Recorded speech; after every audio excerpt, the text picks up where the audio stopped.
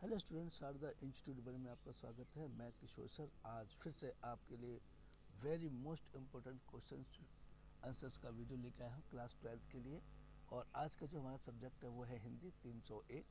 चलिए हम डिस्कस करते हैं क्वेश्चन कौन कौन से हैं। और ये क्वेश्चन सभी बहुत बहुत इम्पोर्टेंट हैं जो आपको आपके एग्ज़ाम में काफ़ी हेल्प करने वाले हैं। तो चलिए हम डिस्कस करते हैं कौन कौन से क्वेश्चन हैं जो हमारे लिए बहुत ज़्यादा इम्पोर्टेंट हैं।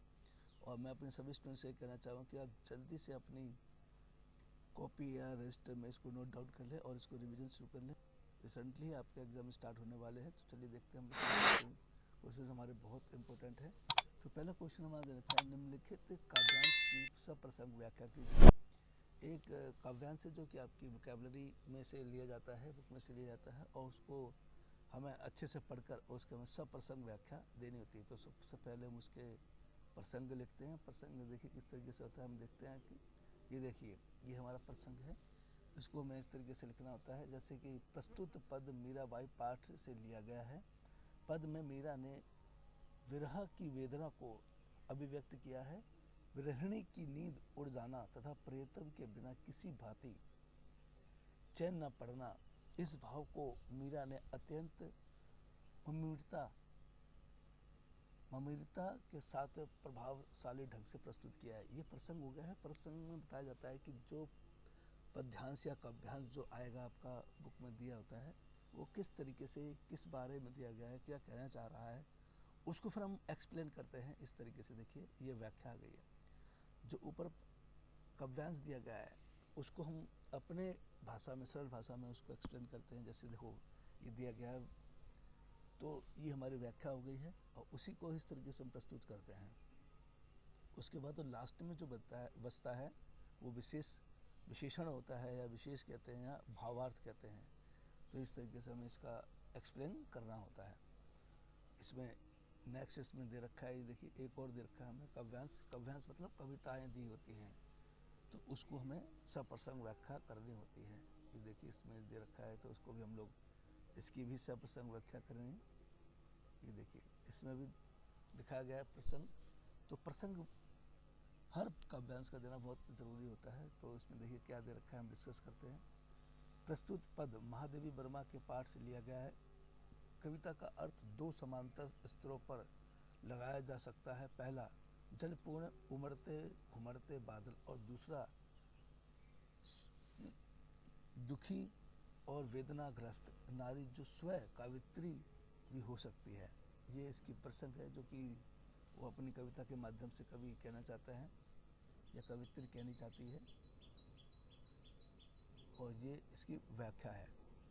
पहले बादल के पक्ष में, दूसरा विरहिणी की पक्ष में। तो इस तरीके से हम इसको एक्सप्लेन करेंगे। तो ये देखिए इसकी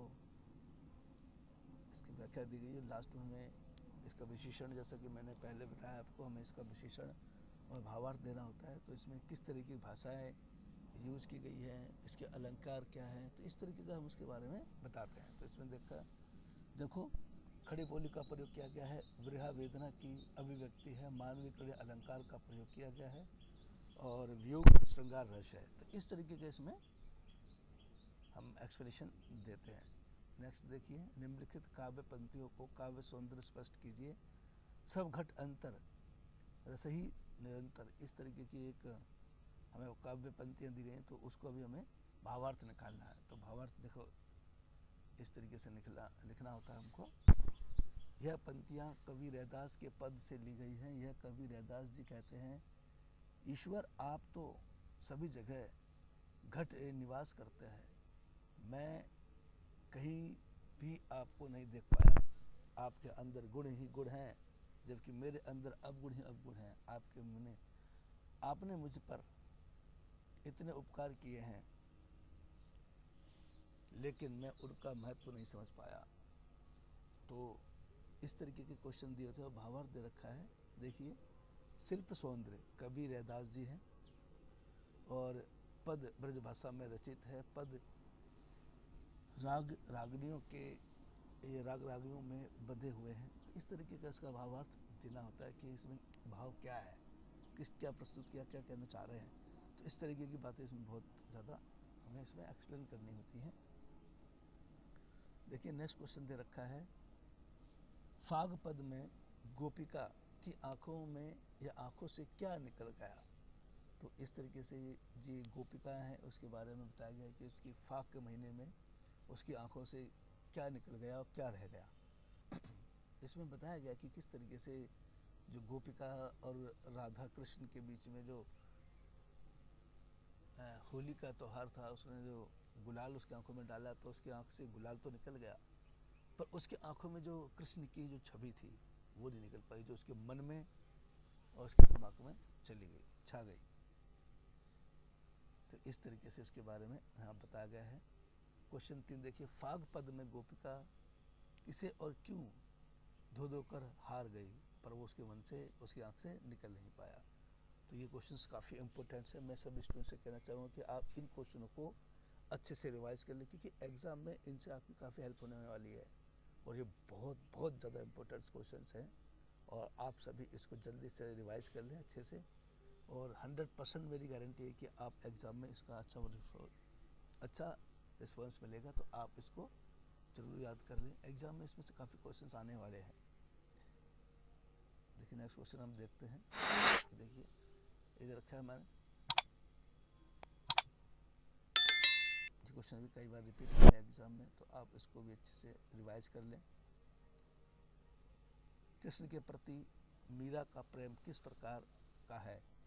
तो इसमें बताया गया कि जो कृष्ण जी हैं उनके प्रति जो मीरा जी हैं उनका प्यार किस प्रकार का है, क्या किस प्रकार की भक्ति है उनके प्रति। तो उत्तर में कह रहा है कि मीरा का कृष्ण के प्रति प्रेम ऐसा है जिसमें प्रेम भी है और भक्ति भी। उसके प्रेम में प्रेम और भक्ति का मिश्रण है। मीराबाई कृष्ण को अपना प्रियतम मानती है। उन्होंने बचपन से ही कृष्ण को अपना पति स्वीकार कर लिया था। भले ही उनकी शादी राजघराने में हुई हो, लेकिन वह कृष्ण को ही मन अपना पति मानती है। अपने भौतिक जीवन के पति को मृत्यु के पश्चात, जो उनकी मृत्यु के पश्चात या बाद, उन्होंने कृष्ण के प्रति अपनी को पूरी तरह से समर्पित कर दिया। अपने प्रेम भरी भक्ति भाव को प्रकट करना आरंभ कर दिया। उन्होंने प्रेम में भक्ति रस घोलते हुए अपने प्रेम को भक्ति में बना दिया। तो किस प्रकार बताया गया है कि कृष्ण और जो मीराबाई थी उनकी जो भक्ति का और प्रेम का अद्भुत उदाहरण इसमें दिया गया है। और क्वेश्चन देखते हैं, मीरा की रातों की नींद क्यों उड़ गई। तो ये 2 नंबर का क्वेश्चन है। ये देखिए, अगर नेक्स्ट क्वेश्चन देखते हैं, मीरा की आंतरिक पीड़ा का कारण क्या है, ये बताइए। उसकी जो पीड़ा है उसकी पीड़ा का कारण क्या है। तो उत्तर में बता रहा है, मीरा को कृष्ण को देखे बिना चैन नहीं पड़ता। वह इस विरह के कारण अत्यंत दुबली और व्याकुल होती जा रही है और यही मीरा की आंतरिक पीड़ा का कारण है। नेक्स्ट क्वेश्चन देखिए, क्वेश्चन नंबर 8 है, मुझे कदम कदम पर कविता में अनेक राहों देखकर कवि क्या कहना चाहता है। जो बहुत सारी राह देखता है, हर कदम पर चलता है तो उसे बहुत सारी राह नजर आती है, तो कवि का इसका क्या तात्पर्य है। तो इसमें देखिए किस तरीके से सिंपल सरल और सहज लैंग्वेज में बताया गया है। और मैं अपने सभी स्टूडेंट से एक बात कहना चाहूँगा जो काफ़ी इम्पोर्टेंट है, खास आप लोगों के लिए। आप जो भी क्वेश्चंस लिखें, अगर क्वेश्चन लिखना चाहें तो वो आप ब्लैक पेन से लिखें और आंसर को ब्लू पेन से लिखें। हाँ, एक बात यह है कि अगर आप हेडिंग लिखना चाहते हैं तो उसको ब्लैक पेन से लिखकर उसको अंडरलाइन करें, और हो सके तो आप उसको हाईलाइटेड भी कर सकते हैं और फिर उसको एक्सप्लेन करें ब्लू पेन से।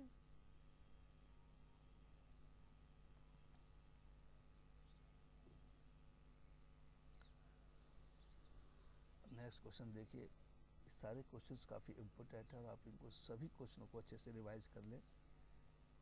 ये एक देखिए 11वां क्वेश्चन देखते हैं, ये काफ़ी इम्पोर्टेंट क्वेश्चन है। ये क्वेश्चन भी काफ़ी बार रिपीट हुआ है और काफ़ी इम्पोर्टेंट भी है। एक था पेड़ और एक था ठूंठ, पाठ के माध्यम से लेखक ने पाठकों को क्या संदेश दिया है। ये क्वेश्चन काफ़ी इम्पोर्टेंट है, बहुत इम्पोर्टेंट क्वेश्चन है, ये कई बार रिपीट हुआ है। तो उत्तर में बताया गया है, एक था पेड़ एक था ठूठ में लेखक ने यह संदेश दिया है कि व्यक्ति को जीवन में परिस्थितियों से समझौता एक सीमा तक करना चाहिए। एक पेड़ की जड़ के समान हमें अपने आदर्शों और सिद्धांतों पर सुदृढ़ रहना चाहिए, यानी मजबूती से खड़े रहना चाहिए, और उसी तरह सामान्यवादी बनना चाहिए जिस तरह हवा में झुकता पेड़ होता है। इससे हमें यह भी शिक्षा मिलती है कि विपरीत परिस्थितियों में हमें विवेक से काम लेना चाहिए और परिस्थितियों में सोच समझकर समझौता करना चाहिए। इस निबंध प्रभावपूर्ण बना देता है और चाहिए से निबंध प्रभावपूर्ण बन गया है। भाषा साधारण बोलचाल की है, मतलब ये काफ़ी इम्पोर्टेंट क्वेश्चन है। उसमें बताया गया कि हमें चाहे हमारे सामने किसी भी प्रकार की परिस्थितियाँ हों, चाहे हमारे पक्ष में या विपक्ष में परिस्थितियाँ हों, हमें सोच समझकर सहजता से दृढ़ता से खड़े रहना चाहिए और उसका सामना करना चाहिए और उन परिस्थितियों से निकलने का हमें रास्ता देखना चाहिए। तो ये काफ़ी इम्पोर्टेंट क्वेश्चन है और कई बार एग्जाम में रिपीट हुआ है। और ये क्वेश्चन देखिए, भिखारिनी के 2 बच्चों के साथ अरुणा ने कैसा व्यवहार किया। तो इस तरीके के काफ़ी इम्पोर्टेंट क्वेश्चंस हैं जो बार बार एग्जाम में रिपीट होते हैं, तो आप इनको अच्छे से रिवाइज कर लें। नेक्स्ट क्वेश्चन देखते हैं, कुडूस की सबसे सराहनीय बात क्या थी। तो ये इस तरीके के क्वेश्चन इसमें दिए गए हैं जो कि 2-2 मार्क्स के हैं। ये देखिए, इन सब क्वेश्चनों को आप अच्छे से रिवाइज कर लें और ये काफ़ी इम्पोर्टेंट क्वेश्चंस भी हैं। क्वेश्चन नंबर 15 देखते हैं, ये क्वेश्चन भी अच्छा है। अनुराधा ने शहर जाकर नौकरी करने के बारे में क्यों सोचा। तो उत्तर में बताया गया कि अनुराधा गांव में रहती है और गांव आसानी से रोजगार प्राप्त नहीं होता है, परंतु शहर में नौकरियां गांव के मुकाबले सरलता से प्राप्त हो जाती हैं। इसलिए अनुराधा ने शहर जाकर नौकरी करने का सोचा और अनुराधा भयमुक्त होकर स्वस्थ जीवन जीने के लिए शहर जाना चाहती थी। तो इस तरीके की परिस्थितियाँ उसके सामने थी। और एक बात ये सही भी है कि गांव में रोजगार नहीं मिलता है, और मिलेगा भी तो खेतों में या आसपास के गांव में मिलता है, पर शहर में रोजगार के अवसर काफ़ी होते हैं और अच्छे अवसर भी होते हैं, इसे वो आसानी से प्राप्त कर सकता है। चलिए नेक्स्ट क्वेश्चन देखते हैं हम लोग। नेक्स्ट क्वेश्चन बताया गया हमारा, अनुराधा की किन्हीं 2 चारित्रिक विशेषताओं पर प्रकाश डालिए। जो अनुराधा है उसकी 2 चारित्रिक विशेषता कौन कौन सी थी। एक तो वो थी संघर्षशील थी, उसमें संघर्ष करने की काफ़ी शक्ति थी।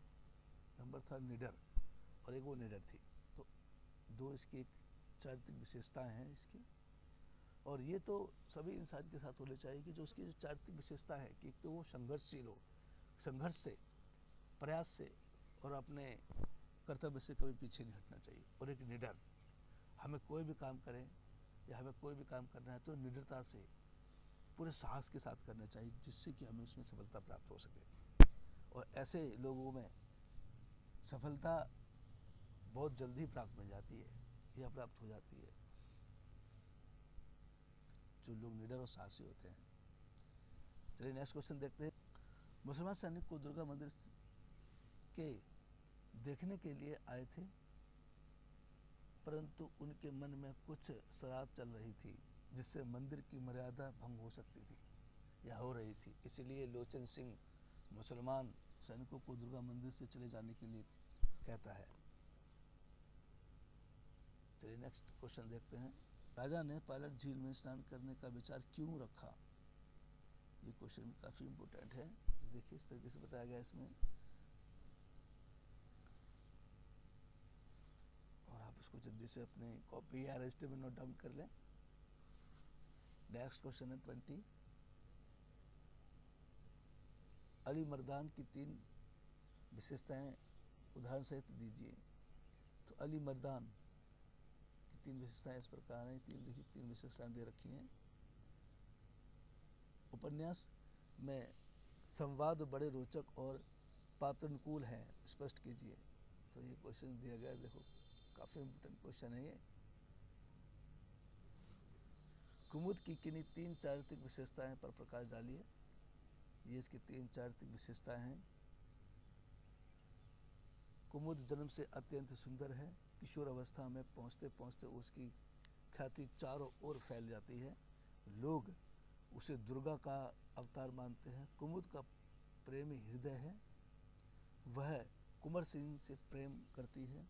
कुमुद अली मर्दान अपने नापाक हाथों से स्पर्श करता है या करना चाहता है तो वह अपनी प्रतिष्ठा बचाने के लिए वेतना नदी में छलांग लगाकर अपने प्राण का विसर्जन कर देती है। तो इस तरीके से उसमें बताया गया है। देव सिंह ने गोमती को अपनाने के प्रस्ताव पर क्या उत्तर दिया, ये देखिए। इसमें सभी क्वेश्चंस हमारे काफ़ी इम्पोर्टेंट हैं और मैं अपने सभी स्टूडेंट्स से कहना चाहूँगा कि आप इन सभी क्वेश्चनों को अच्छे से रिवाइज कर लें, उनकी अच्छी तैयारी कर लें, क्योंकि ये क्वेश्चंस आपके एग्ज़ाम में काफ़ी हेल्प करने वाले हैं। सभी क्वेश्चनों को आप अच्छे से रिवाइज करें इनको। ये देखिए क्वेश्चन नंबर 25, कुंजर सिंह को अली मर्दान की सहायता क्यों अच्छी नहीं लगी। तो ये क्वेश्चन का आंसर देखो ये रहा, इसमें एक्सप्लेन किया गया है। नेक्स्ट क्वेश्चन हमारा है, गोमती ने दुर्गा माँ से क्या वरदान मांगा। तो इसमें दिया गया, गोमती ने दुर्गा माँ से वरदान मांगा कि कुंजर सिंह का नाश हो, अली मर्दान मर्दित हो और दिलीप नगर का राजा विजयी हो। मतलब इस तरीके का वरदान उसने उनसे मांगे। नेक्स्ट क्वेश्चन देखते हैं, 27 है, रहीम ने ओछे व्यक्ति की क्या विशेषता बताई है। ये क्वेश्चन देखिए, इसका आंसर ये रहा, काफ़ी इम्पोर्टेंट क्वेश्चन है। रहीम ने ओछे व्यक्ति की तुलना एक शतरंज के प्यादे की तरह है, जो प्यादे होते हैं ना, से की है। जब अच्छे व्यक्ति को किन्हीं कारणों से कोई पद या अधिक पैसे प्राप्त हो जाते हैं तो वह टेढ़ा टेढ़ा चलने लगता है। इसी प्रकार ओछे व्यक्ति की चाल भी टेढ़ी या घमंडी हो जाती है। सही बात है, हमें कभी घमंड नहीं करना चाहिए। तो कहते हैं ना कि घमंड तो रावण का भी नहीं रहा, तो एक आम मनुष्य की क्या औकात है। तो सही बात है, जब आप किसी पद पर या अच्छे पैसे आ जाने पर हमें घमंड नहीं करना चाहिए, हमें अपनी औकात का नहीं भूलना चाहिए, हमें हमेशा औकात में ही रहना चाहिए। तो ये बहुत अच्छी बात है। चलिए नेक्स्ट क्वेश्चन डिस्कस करते हैं, कवि राजेंद्र कठपुतली बने रहने को सुविधा क्यों कहते हैं। चलिए हम अगला क्वेश्चन डिस्कस करते हैं, कवि राजेंद्र कठपुतली बने रहने को सुविधा क्यों कहते हैं। तो देखो इसका आंसर है, कवि राजेंद्र कठपुतली बने रहने को सुविधा इसलिए कहते हैं क्योंकि मनुष्य भरत को माँ के प्रति आक्रोश क्या था।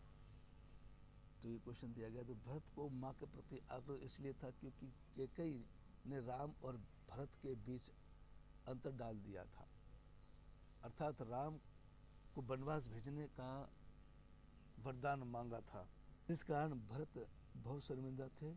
उनको अपनी माँ पर क्रोध आ रहा था और क्रोध आने का यही कारण था।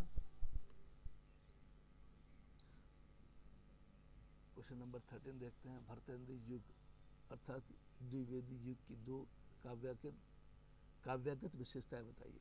क्वेश्चन नंबर 13 देखते हैं, भारतेंदु युग तथा द्विवेदी युग की दो काव्यगत विशेषताएं बताइए। कौन सी दो काव्यगत विशेषताएं हैं। भारतेंदु युग की काव्यगत विशेषताएं इस प्रकार है। नंबर एक पर है, राष्ट्रीयता की भावना, सामाजिक चेतना का विकास, हास्य व्यंग, अंग्रेजी शिक्षा का विरोध। इस तरीके की विशेषताएं हैं। द्विवेदी युग की काव्यगत विशेषता इस प्रकार, मानव प्रेम, प्राकृतिक चित्रण, खड़ी बोली का परिनिश्चित रूप, अंधविश्वासों तथा रूढ़ियों का विरोध, ये उसकी विशेषताएं हैं। शुक्ल जी के अनुसार क्रोध से क्या क्या हानियाँ हो सकती है। तो बताया गया कि जब हम क्रोध करते हैं तो हमें किस प्रकार का या किस प्रकार की हानियाँ हो सकती है, तो उसके बारे में अच्छा सा एक्सप्लेन किया गया है और आप उसको ज़रूर देखें, अपनी कॉपी में नोट डाउन कर लें। क्वेश्चन नंबर 32, भरत का भ्रातृ प्रेम। कविता के आधार पर बताइए कि भरत जब बोलने के लिए खड़े हो जाते हैं तो उनकी आंखें क्यों डबडबा जाती है। तो इसका आंसर है, देखिए काफ़ी सरल और सहज भाषा में सभी क्वेश्चन आंसर को एक्सप्लेन किया गया है, तो आप अच्छे से इनको समझ लें और अच्छे से इसको रिवाइज कर लें। क्वेश्चन नंबर 32, कठपुतली बना मनुष्य दूसरों को भी कठपुतली बनाना क्यों चाहता है। तो उसको किस तरीके से एक्सप्लेन किया गया, देखिए बहुत सरल और सहज भाषा में एक्सप्लेन किया गया है। तो आप भी इसको अच्छे से अपनी कॉपी में रजिस्टर में नोट डाउन कर ले सभी क्वेश्चनों को, जिससे कि आपकी एक नोट्स टाइप के बन जाएंगे और एग्जाम में इसको आप अच्छे से रिवाइज कर सकते हैं। देखिए, परिचय इतना इतिहास, यही कथन से महादेवी का क्या तात्पर्य है। मैं नीर भरी दुख की बदली कविता के आधार पर स्पष्ट कीजिए। क्वेश्चन नंबर 34 है हमारा, ये क्वेश्चन भी काफ़ी इंपॉर्टेंट है। इसका एक क्वेश्चन और दे रखा है अथवा में, मैं नीर भरी दुख की बादली, मैं नीर भरी दुख की बदली कविता में परिचय इतना इतिहास,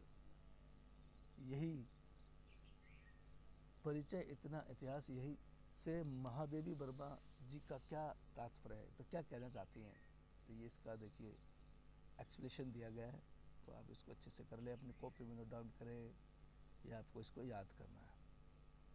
क्वेश्चन नंबर 35, वह तोड़ती पत्थर कविता का केंद्रीय भाव लगभग 35 से या उससे अधिक शब्दों में कर सकते हैं। ये देखिए दिया गया है, काफ़ी इम्पोर्टेंट क्वेश्चन हैं सारे के सारे। राजेंद्र उपाध्याय की कठपुतली कविता का केंद्रीय भाव लगभग 30 से 40 शब्दों में लिखिए। और कठपुतली जो कविता है वो काफ़ी इम्पोर्टेंट है, कई बार इसमें से एग्जाम में क्वेश्चन पूछे गए हैं, कई बार रिपीट भी हुए हैं, तो आप इसको अच्छे से लर्न कर लें, अच्छे से इसको रिवाइज कर लें। नेक्स्ट क्वेश्चन हमारा है 37, मैं नीर भरी दुख की बदली कविता का केंद्रीय भाव लगभग 35 शब्दों में कीजिए। क्वेश्चन दोबारा से रिपीट हो गया है, तो आप इसको एक बार करें, दोबारा ना कर लें। क्वेश्चन नंबर 38 देखते हैं, परशुराम के उपदेश कविता का केंद्रीय भाव 30 से 40 शब्दों में स्पष्ट कीजिए। तो देखिए काफ़ी अच्छा एक्सप्लेनेशन दिया गया है इस कविता के माध्यम से, सॉरी इस क्वेश्चन के माध्यम से। अगला क्वेश्चन हमारा है 39, भक्तिकालीन साहित्य की कोई दो विशेषताएं बताइए। तो इसका उत्तर है, भक्तिकालीन साहित्य की दो विशेषताएं इस प्रकार हैं।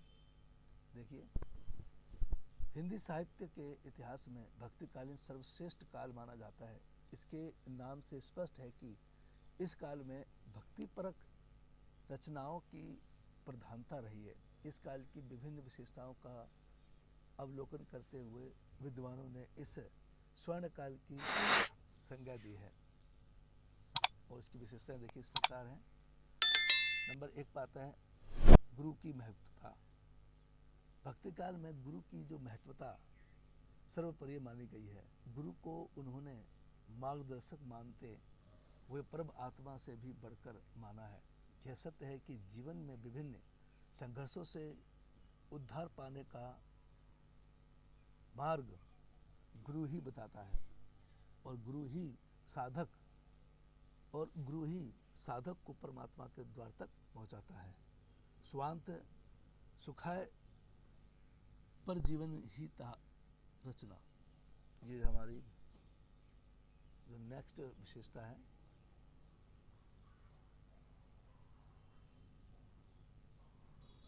नेक्स्ट जो हमारा जो विशेषता इस प्रकार है, स्वांत सुखद परिजीवन हिताय रचना। तो देखिए भक्ति काल की कवियों ने जो भी रचनाएं की हैं वे स्वातः सुखद, ये सुखाए अपने अंतकरण के सुख के लिए थी।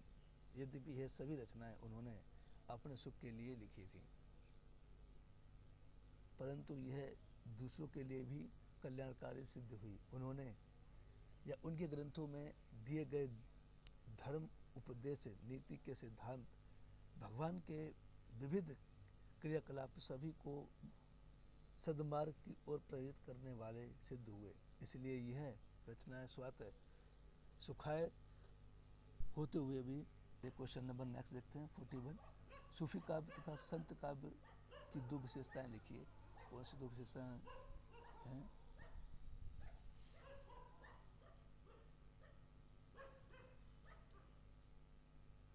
ये देखिए दोनों विशेषताएं इस प्रकार दे रखी इसमें, तो इनको अब अच्छे से रिवाइज कर लें।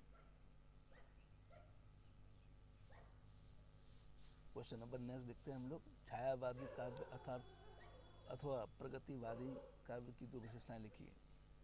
छायावादी काव्य तथा क्वेश्चन नंबर 42। छायावादी काव्य अथवा प्रगतिवादी काव्य की दो विशेषताएं लिखिए। दोनों विशेषताएं इस प्रकार देखिए। छायावादी काव्य की दो विशेषताएं, प्रकृति का मानवीकरण और दूसरा है कल्पना की प्रधानता। और प्रगतिशील काव्य की दो विशेषताएं, रूढ़ियों का विरोध, क्रांति की भावना। ये दोनों विशेषताओं को एक्सप्लेन किया गया है, तो आप इसको अच्छे से देख लें। Question number 43। हरिशंकर परसाई द्वारा कन्हैया लाल मिश्र।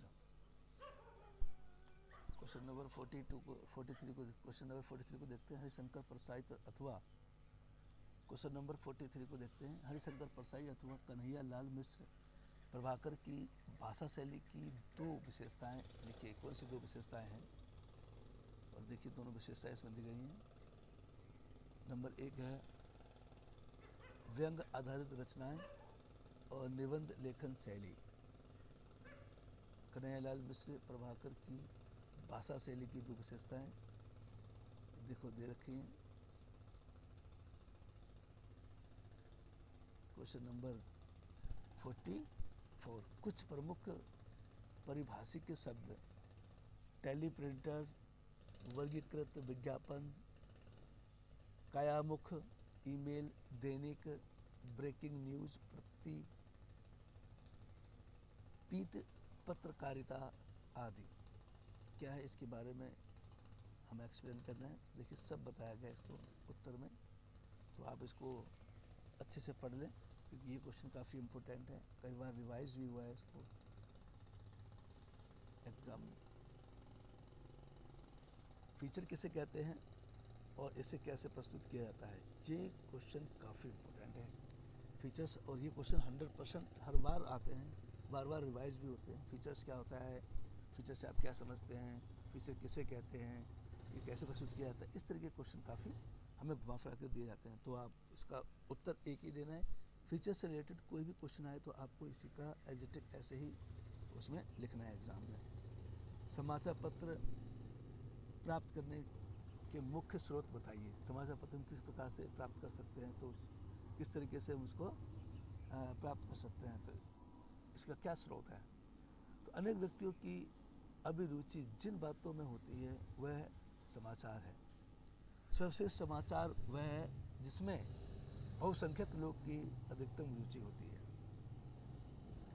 उसके स्रोत क्या है? सरकारी स्रोत, पुलिस विभाग एवं अदालत, व्यक्तिगत स्रोत, अस्पताल, साक्षात्कार, इस तरीके के स्रोत हैं। नेक्स्ट है हमारा क्वेश्चन है 47। सूचना प्रौद्योगिकी के कोई दो लाभ बताइए।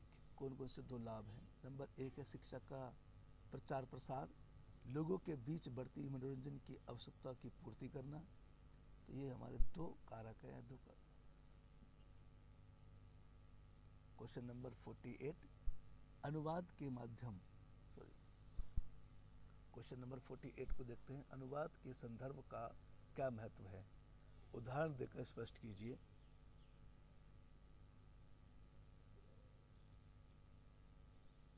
क्वेश्चन नंबर 49, अखबार लोकतंत्र की रक्षा करते हैं जैसे, आप इसको एक्सप्लेन करें तो बताया, देखिए किस तरीके से बताया गया इसमें। क्वेश्चन नंबर हमारा है 50, प्रिंट मीडिया में कंप्यूटर का उपयोग बताइए। तो इस तरीके के क्वेश्चन काफ़ी पूछे जाते हैं और ये क्वेश्चन भी काफ़ी इम्पोर्टेंट है। तो प्रिंट मीडिया में कंप्यूटर का क्या महत्व है, तो उसको देखिए किस तरीके से बताया गया है, काफ़ी अच्छे से इसको एक्सप्लेन किया गया है। तो आप इसको ज़रूर पढ़ें और उसको याद कर लें कि इस तरीके के क्वेश्चन एग्जाम में काफ़ी पूछे जाते हैं। क्वेश्चन नंबर 51, समाचार का चुनाव करते समय किन बातों का ध्यान देना चाहिए। तो ये कौन कौन सी बातें हैं जिनका हम समाचारों का जो चयन करते हैं तो हमें किन किन बातों का ध्यान रखना चाहिए, क्या क्या वो कौन कौन सी बातें हैं, क्या क्या बातें हैं जिन्हें हमें विशेष ध्यान रखना चाहिए। तो इसको इस क्वेश्चन के माध्यम से बताया गया है। तो इसका आंसर देख लें और अच्छे से इसको रिवाइज कर लें, आप पढ़ लें। क्वेश्चन नंबर 52, चौथा खंबा किसे कहते हैं, इस पर प्रकाश डालिए। देखिए इसका आंसर दे रखा है और आंसर भी काफ़ी इम्पोर्टेंट है, ये काफ़ी लेंथी क्वेश्चन है और काफ़ी इम्पोर्टेंट भी है। ये देखिए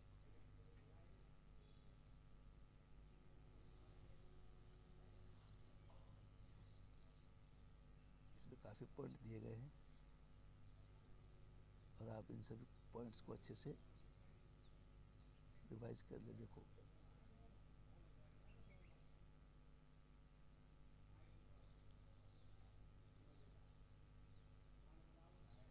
काफ़ी लेंथी क्वेश्चन हो गए। तो चलिए हम नेक्स्ट क्वेश्चन पर आ गए। तो नेक्स्ट क्वेश्चन हमारा है, निम्नलिखित काव्यांश की सप्रसंग व्याख्या कीजिए। अब हम लोग काव्यांश की पर आ गए हम लोग। ये देखिए इस तरीके से हमें काफ़ी क्वेश्चन दिए गए इसमें।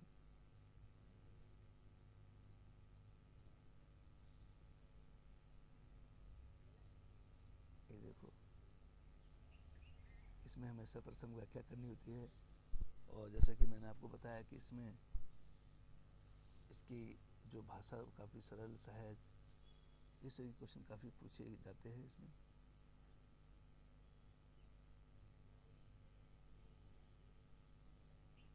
इसमें जो नेक्स्ट दे रखा है जी कविता भी काफ़ी इम्पोर्टेंट है, इसमें सप्रसंग व्याख्या करनी होती है। और जैसा कि मैंने आपको पहले बताया कि इन सभी में सबसे पहले उसका प्रसंग लिखते हैं, फिर व्याख्या करते हैं और लास्ट में हम लोग उसका भाव विशेषण जरूर लिखते हैं। देखिए विशेष बताया गया है। तो इस तरीके के क्वेश्चन एग्जाम में काफ़ी पूछे जाते हैं। तो आपको सभी क्वेश्चनों को अच्छे से करना है, रिवाइज करना है और सभी के क्वेश्चन उनके मार्क्स के अकॉर्डिंग ही उनको आपको आंसर देने हैं। अगर 2 नंबर का है तो 2 से 3 शब्दों में, लाइनों में इनको करें। अगर ज़्यादा लॉन्ग क्वेश्चन है तो उनको इनके हिसाब से ही उसको एक्सप्लेन करना है। ये देखिए काफ़ी इम्पोर्टेंट क्वेश्चन है ये और ये इसको एक्सप्लेन किया गया है यहाँ पर। ये देखिए शिल्प सौंदर्य क्या है। अगला क्वेश्चन आ गया है, निम्नलिखित में से किन्हीं 2 प्रश्नों के उत्तर लगभग 35 से 35 शब्दों में दीजिए। 35 से 40 शब्दों में देना है। ये देखिए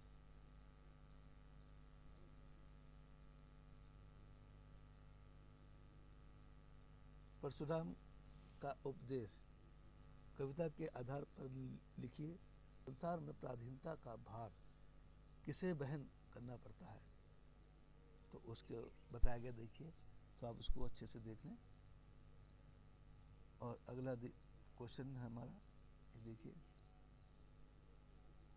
ये सभी क्वेश्चंस काफ़ी इम्पोर्टेंट हैं और आप इसको अच्छे से रिवाइज कर लें, देख लें, नोट कर लें ताकि एग्ज़ाम के टाइम पर इसको अच्छे से आप रिवाइज कर सकें।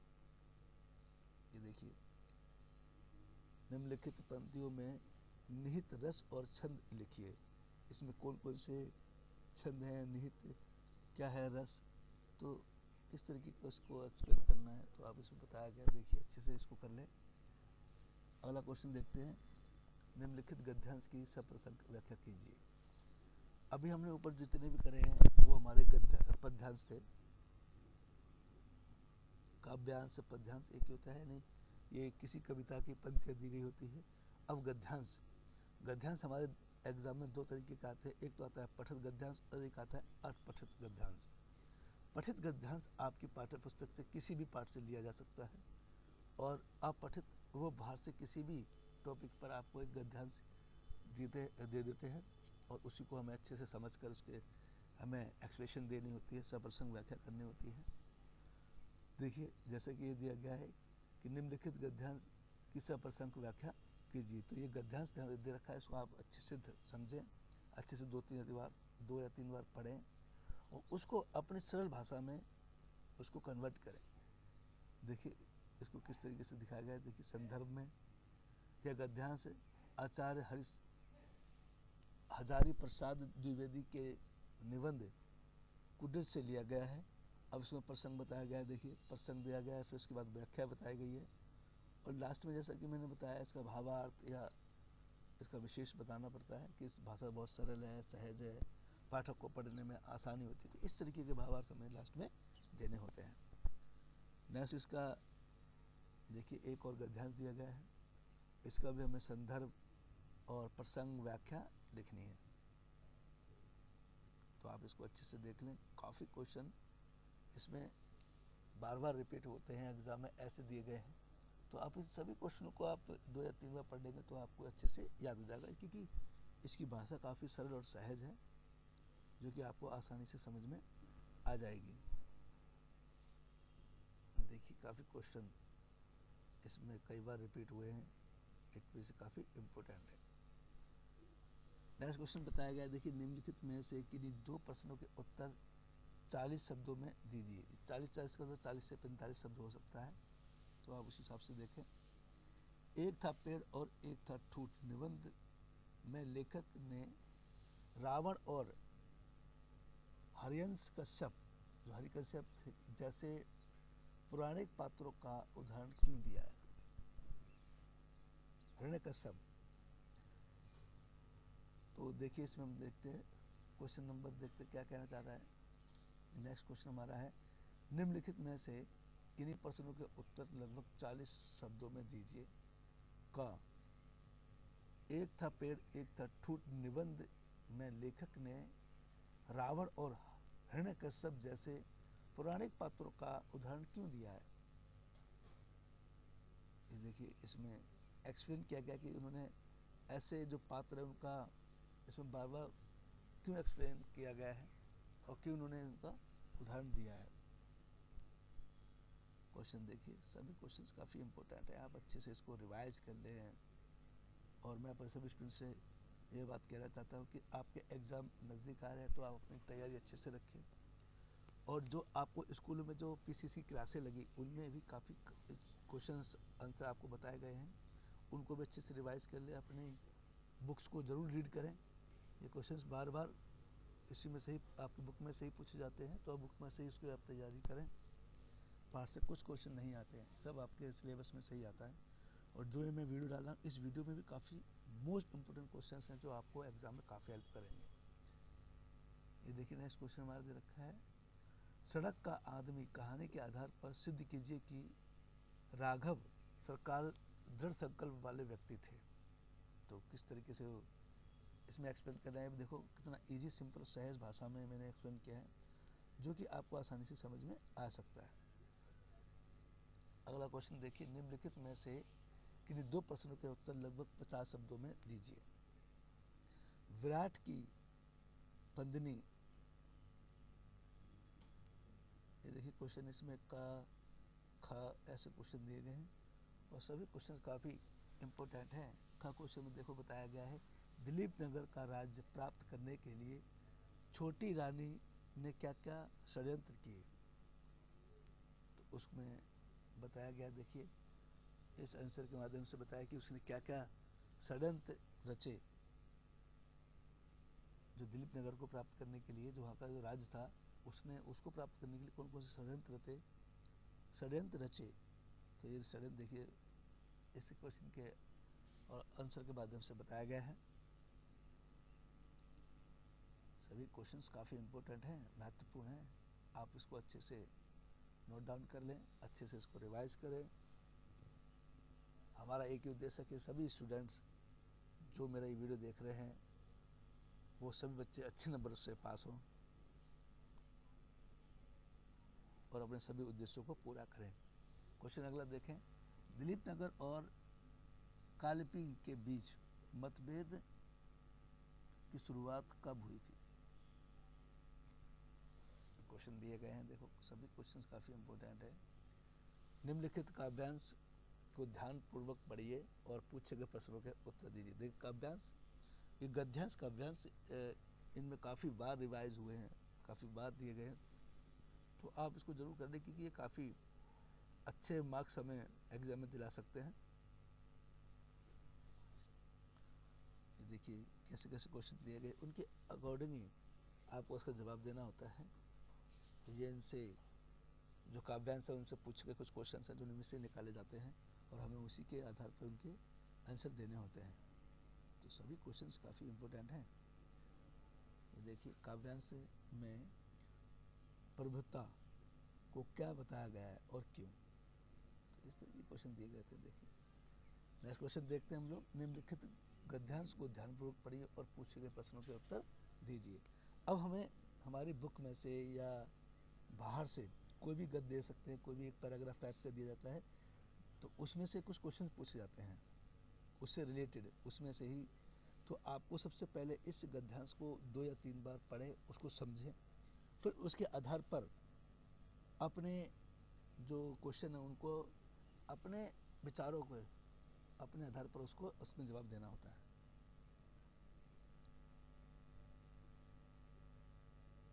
ये सभी क्वेश्चन उसमें से पूछे गए हैं, ये देखिए, और उसी के आधार पर उसमें सब आंसर देने होते हैं।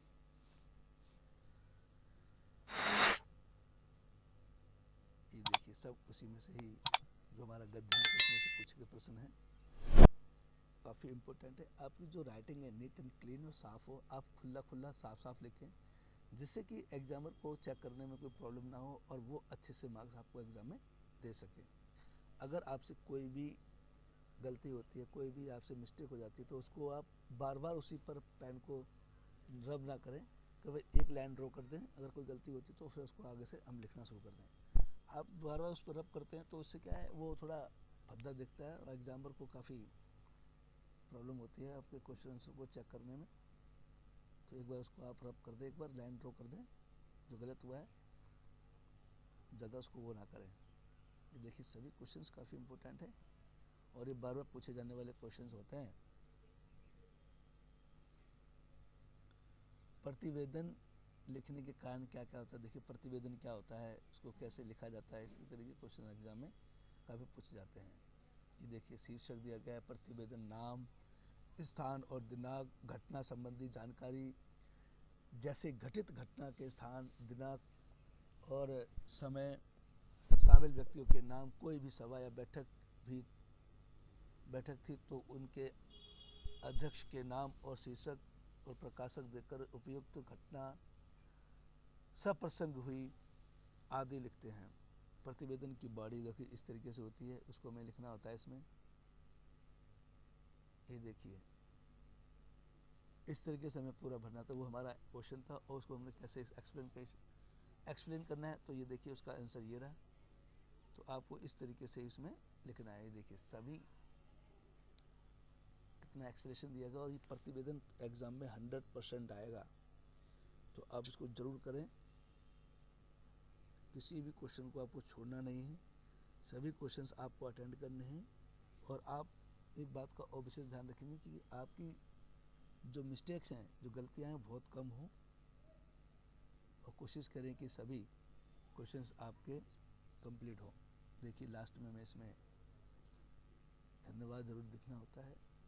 निम्नलिखित गद्यांश का 1/3 शब्दों में सार लिखिए और उपयुक्त शीर्षक भी दीजिए। ये क्वेश्चन भी काफ़ी इंपॉर्टेंट है, कई बार रिपीट हुआ है। पूरा हमें एक गद्यांश दिया गया है और इसमें से हमें कुछ नोट्स निकालने हैं, 1/3 में कहते हैं, तो उसको हम अच्छे से पहले उसको हम पढ़ें और उसी के आधार पर अपनी सरल भाषा में उसका 1/3 उसके नोट्स कहते हैं, नोट्स टाइप के लिखते हैं, तो उसको हम इस तरीके से लिखते हैं। देखिए मैंने भी इस तरीके से इसमें दिया है, तो आप इस क्वेश्चन को ध्यान से पढ़ें और समझें और उसको उसी के अकॉर्डिंग ही आपको इसमें आंसर देना है। निम्नलिखित विषयों में से किन्हीं एक विषय पर लगभग 300 शब्दों में निबंध लिखना है। अब ये देखिए, और भी खेले हैं क्रिकेट खेले सिवाय, नगर में बढ़ती प्रदूषण की समस्या, परिश्रम का कोई विकल्प नहीं, यात्रा जो भुलाए नहीं भूलती। तो ऐसे कुछ हमें टॉपिक्स दिए गए होते हैं जिसके आधार पर हमें एक विषय पर जो हमें निबंध लिखना होता है, और कोई भी टॉपिक दे सकते हैं, तो ये हमें अच्छे से इसको रिवाइज कर लेना है। इसमें मैंने दे रखे हैं, देखिए 300 शब्दों में लिखना है कम से कम। तो मैंने सभी को इसमें काफ़ी एक्सप्रेशन दी गई है और सरल भाषा में और सहज भाषा में, जिससे कि आप अच्छे से उसको याद कर सकते हैं और आपको अच्छे से समझ में भी आएगा। तो सभी को मैंने अच्छी भाषा और सरल भाषा में लिखा है, ये देखिए। तो मैंने सभी टॉपिक्स को क्लियर किया है, आप सभी टॉपिक्स को मैंने सॉल्व कर दिया है, तो आप इनको भी पढ़ लें। और भी जो बाहर से जो दिए होते हैं उनमें मैंने एक अलग से वीडियो बनाया है जिसमें आपके सभी लेटर्स हैं और सभी से ऐसे हैं और भी ग्रामेटिकल्स उसमें दे रखे हैं, तो मेरे उस वीडियो को आप ज़रूर देख लें। हालांकि मैंने इसमें उन्हीं को ही थोड़ा सॉल्व किया है जो मैं क्वेश्चन में दिए गए हैं। नेक्स्ट क्वेश्चन दिया गया है, निम्नलिखित में से किन्हीं एक का भाव पल्लवन कीजिए। अब भाव पल्लवन बताना है, कि देखिए ये आपकी क्वेश्चन दिया गया है और उसका भाव पल्लवन बताया गया, तो उसको हमें अपनी भाषा में, सरल भाषा में लिखना होता है, उसको एक्सप्लेन करना होता है। तो मैं तो ये कहना चाहूँगा कि आपकी जो बुक्स है उनको अच्छे से 1 बार या 2 बार आप अच्छे से रिवाइज कर लें, पढ़ लें। तो सरकारी कार्यालयों में फाइलों पर टिप्पणी लिखने की क्या पद्धति है? तो ये देखिए इसमें काफ़ी सरल और सहज भाषा दी गई है। देखिए नेक्स्ट क्वेश्चन है, जब अचानक नदी में आई बाढ़ में मैं फंस गया या गई, इस विषय पर आधारित अपने अनुभव को लगभग 40 शब्दों में अभिव्यक्त कीजिए। ऐसी घटनाएं जो आपके साथ अचानक लाइफ में हुई है, या ऐसा कोई टॉपिक आपको दिया जाता है तो बताया जाता है कि आपका उसके साथ किस तरीके का अनुभव रहा। तो ऐसे क्वेश्चन हमसे वो पूछे जाते हैं एग्जाम में, तो आपको भी ऐसे ही जवाब देना है। उत्तर भी उसको आपको उसी के आधार पर देने होते हैं। निम्नलिखित में से किन्हीं दो के अर्थ स्पष्ट कीजिए। दैनिक और प्रसार, नेशनल प्रेस ऑफ इंडिया, इस तरीके के ये हमें टॉपिक्स दिए गए हैं, तो उसको हमें स्पष्ट करना है। ये देखिए, वातावरण से आप क्या समझते हैं, स्पष्ट कीजिए। सॉरी, वार्ता। क्वेश्चन नंबर 23 है हमारे अगले खंड का। तो वार्ता से आप क्या समझते हैं, स्पष्ट कीजिए। वार्ता क्या है, किस तरह की वार्ता होती है, इसको स्पष्ट करना है। इसी का खाद्य रखा है, संचार माध्यम के किन्हीं 2 उद्देश्यों को लिखिए। कंप्यूटर के आने से समाचार संपादन के क्षेत्र में क्या क्या परिवर्तन हुए हैं, उसको स्पष्ट कीजिए। ये क्वेश्चन भी काफ़ी इम्पोर्टेंट है, इस तरह के क्वेश्चन आपसे एग्जाम में पूछे जाते हैं। ये देखिए, संचार के क्षेत्र में निजी कंपनियों के प्रवेश में या प्रवेश से क्रांति सी आ गई है, कैसे, स्पष्ट कीजिए। ये देखिए काफ़ी इम्पोर्टेंट क्वेश्चन है, ये क्वेश्चन भी काफ़ी बहुत इम्पोर्टेंट क्वेश्चन है और ये क्वेश्चन कई बार एग्जाम में रिपीट हुआ है, तो आप इसको जरूर कर लें। औद्योगिक, जैसे देखिए सूचना और प्रौद्योगिकी, अथवा में देखिए एक क्वेश्चन और दिया गया है, सूचना प्रौद्योगिकी का शिक्षा के प्रचार प्रसार में क्या योगदान है। अथवा में एक क्वेश्चन और दिया गया है जो काफ़ी इम्पोर्टेंट है और ये एग्जाम में कई बार रिपीट भी हुआ है। सूचना प्रौद्योगिकी का शिक्षा के प्रचार प्रसार में क्या योगदान है, ये देखिए दिया गया है और ये इसके कुछ पॉइंट्स दिए गए हैं। और मैं अपने सभी स्टूडेंट से कहना चाहूँगा कि मैंने पहले भी आपको कई बार बताया है कि आपके जो भी पॉइंट्स आएँ, जो भी हाईलाइट करना है आपको, वो जो पॉइंट्स आएँ उनको आप ब्लैक पेन से लिखें, अंडरलाइन करें और हाईलाइट ज़रूर कर दें। उसके बाद जो इसकी एक्सप्लेनेशन है वो आपको ब्लू पेन से करनी है। ये देखिए नेक्स्ट क्वेश्चन दिया गया, ऑनलाइन होने वाली धोखाधड़ी से उपभोक्ता को सावधान करने हेतु रिजर्व बैंक ऑफ इंडिया की ओर से एक विज्ञापन तैयार कीजिए।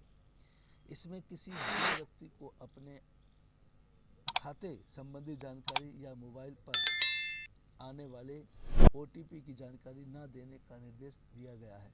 तो एक हमें विज्ञापन तैयार करना होता है, एक विज्ञापन है तो बताना है, तो किस तरीके से बनाएंगे उसको देखिए। जिसको इस तरीके क्वेश्चन एग्जाम में जरूर पूछता है वो, ये देखिए इस तरीके से बताया गया है और एक विज्ञापन भी दिया गया है, देखिए है ना। तो विज्ञापन आपको इसी तरीके से तैयार करना है।